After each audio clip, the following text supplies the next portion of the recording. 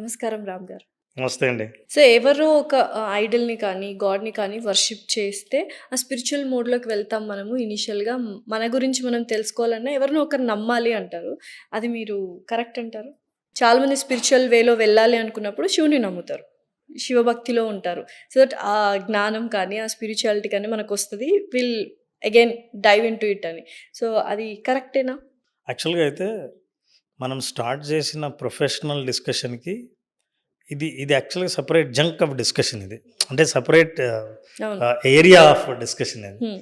మీరు చెప్పింది. ఇప్పుడు ఒకటండి, మనిషి ఏదైనా సరే అన్నిటికంటే మూలం మనిషికి ఉన్న నమ్మకం. హ్మ్. నమ్మకం ఉంటే ఏదైనా సాధిస్తాడు. నమ్మకం లేకుంటే ఎదురుగా ఉన్నా సరే దాన్ని చూడలేడు.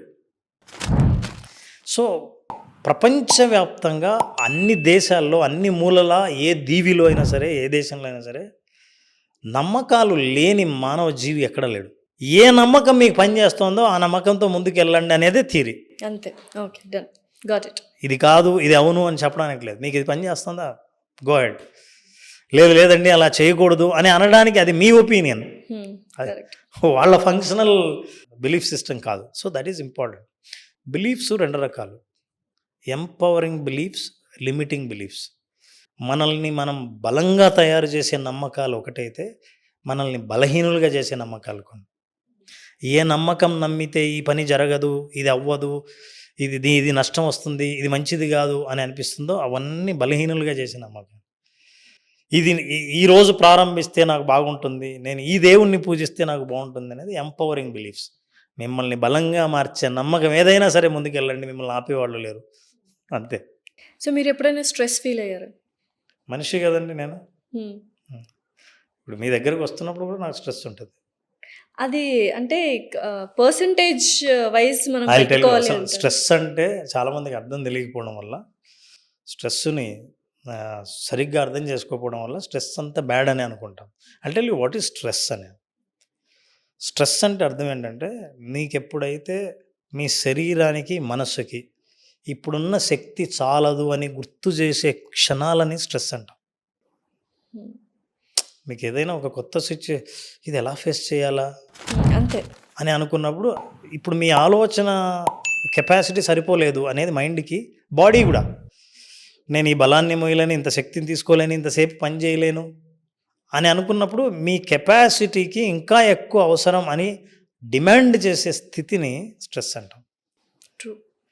ఎంత డిమాండ్ ప్రతిసారి చేస్తుంటే మీరు అంత స్ట్రాంగ్ అవుతుంటారు. ఓకే. దాన్ని కూడా పాజిటివ్‌గా తీసుకోవాలంటారు. స్ట్రెస్లో 2 రకాలు: positive stress, negative stress. Okay. Positive stress ఏంటంటే, ఒక ఇంటర్వ్యూకి వెళ్ళే క్యాండిడేట్కి స్ట్రెస్ ఉంటుంది. ఎలాగైనా ఈ జాబ్ కొట్టాలి, ఈ పొజిషన్ కొడితే నా లైఫ్లో నేను సాధించాలనుకుని సాధిస్తా. అట్లాంటోడు ఎంజాయ్ చేస్తుంటాడా? స్ట్రెస్ ఉంటుంది. తన పర్ఫార్మెన్స్ని పెంచుకోవడానికి, అద్భుతంగా పర్ఫామ్ చేయటానికి తను ఫీల్ అయ్యే స్ట్రెస్ పాజిటివ్ స్ట్రెస్. హ్మ్. ఇవాళ Olympic games, I'm sports man, gold medal కొట్టాలి, స్ట్రెస్ ఉంటుంది, కానీ అది పాజిటివ్ స్ట్రెస్. మీరు ఒకరిని ఇంటర్వ్యూ చేయాలి, యునిక్ క్యాండిడేట్ వస్తున్నారు, ఇంతవరకు నేను ఎక్స్పెక్ట్ చేయలేదు, ఛాలెంజింగ్గా ఉంటుంది, మీకు స్ట్రెస్ ఉంటుంది. ఆ స్ట్రెస్ పాజిటివ్ స్ట్రెస్.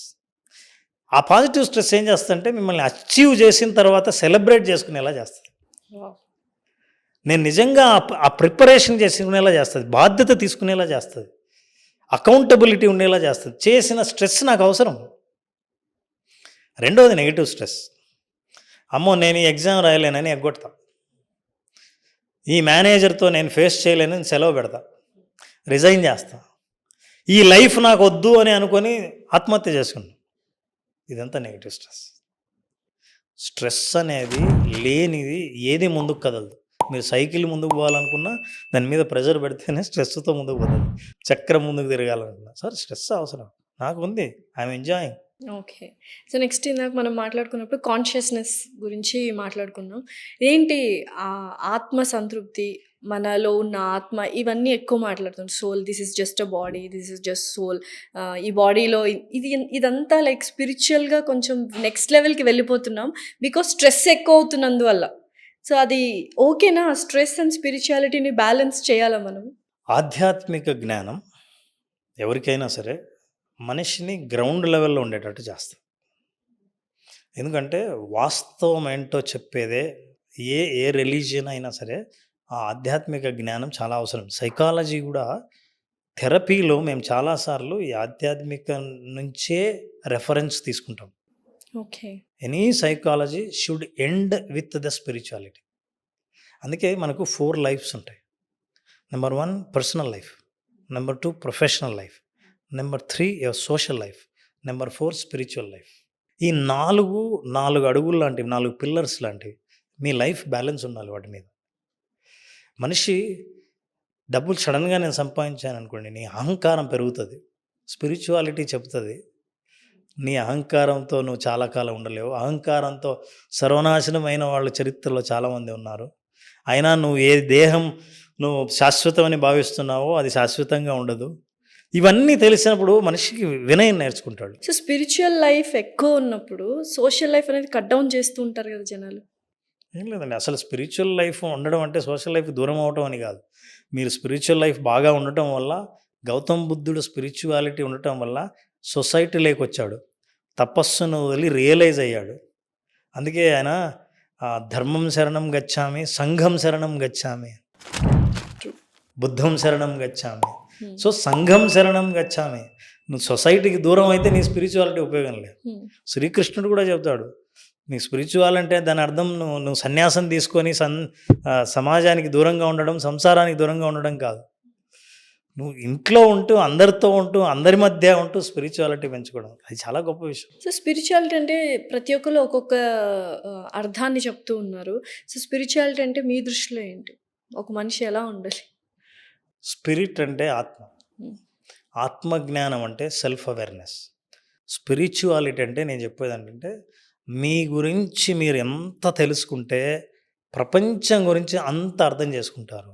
ఎదుటి వ్యక్తి గురించి కానీ, సమాజం గురించి కానీ మీరు అర్థం చేసుకోవాలంటే మీ గురించి మీకు ఎంత తెలుసు అనేది ఇంపార్టెంట్.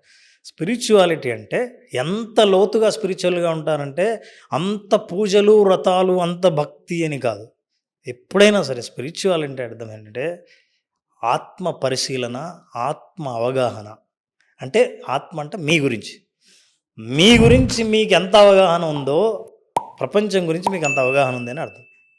మిమ్మల్ని మీరే అర్థం చేసుకోలేదు, ఇంక మీరు ఏం చెప్పినా వృధానే. So that is important. నా దృష్టిలో spirituality is that self awareness.